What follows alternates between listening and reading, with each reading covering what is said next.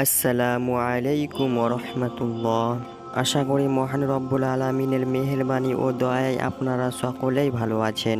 আজকে আলোচনা করব একটি হাদিস সম্পর্কে। এই হাদিসটা শোনার পর আপনারা চোখের পানি ধরে রাখতে পারবেন না। হাদিস: একবার হযরতে আবু বকর রাদিয়াল্লাহু তাআলা আনহু নামাজে দাঁড়িয়ে কান্না করেছেন।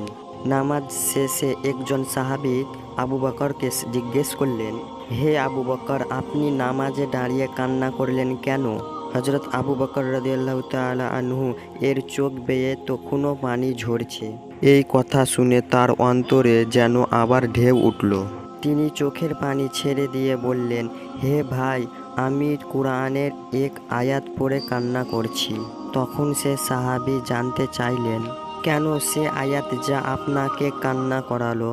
তখন আবু বকর রাদিয়াল্লাহু তাআলা আনহু বললেন, সে আয়াতটি হলো, হে বান্দা, আমি তোমার জানলাম কিনে দিলাম, বিনিময়ে আমি তোমাকে জান্নাত দিয়ে দিলাম। সাহাবী ভেবেছিলেন জাহান্নামের শাস্তির কোনো আয়াত হবে হয়তো, এজন্য আবু বকর এমন কান্না করেছেন। কিন্তু এই আয়াত শুনে সাহাবী একটু অবাক হলেন এবং আবু বকর রাদিয়াল্লাহু তাআলা আনহুকে জিজ্ঞেস করে বললেন, হে আবু বকর, এ তো খুশির খবর। আল্লাহ আমাদের জান মালের বিনিময়ে আমাদের জান্নাত দান করবেন। এখানে কান্নার কি আছে?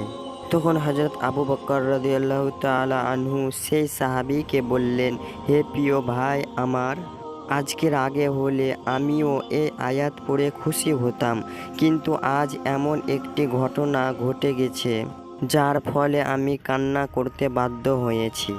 তখন সেই সাহাবী রাদিয়াল্লাহু তাআলা আনহু জানতে চেয়ে বললেন, হে আবু বকর, আমাকেও বলুন কি এমন ঘটনা?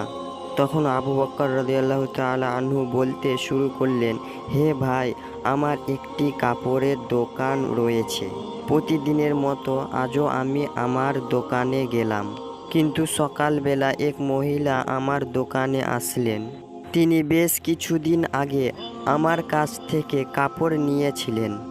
আজ এসে বললেন, আবু বকর, আপনার দোকান থেকে বহু আগে কাপড় নিয়েছিলাম, আজ ফেরত দিয়ে আমার টাকা ফেরত নিতে এলাম।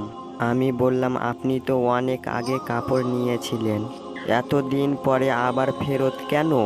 মহিলাটি বললেন, আবু বকর, আপনার কাপড় আমার পছন্দ হয়নি, আপনি আমার টাকা দিন এবং আপনার কাপড় ফেরত নিন।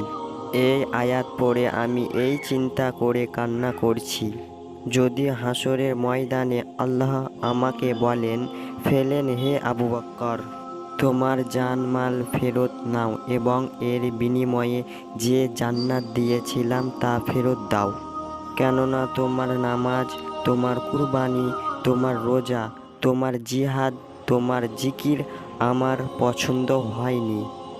তাহলে তখন আমি জবাবে কি বলবো? আজকের ভিডিওটা এই পর্যন্ত। আপনাদেরকে আমার ভিডিওটা ভালো লাগলে অবশ্যই একটি লাইক দিয়ে যাবেন এবং এরকম ভিডিও পাওয়ার জন্য এই চ্যানেলটিকে সাবস্ক্রাইব করবেন। আল্লাহ হাফেজ।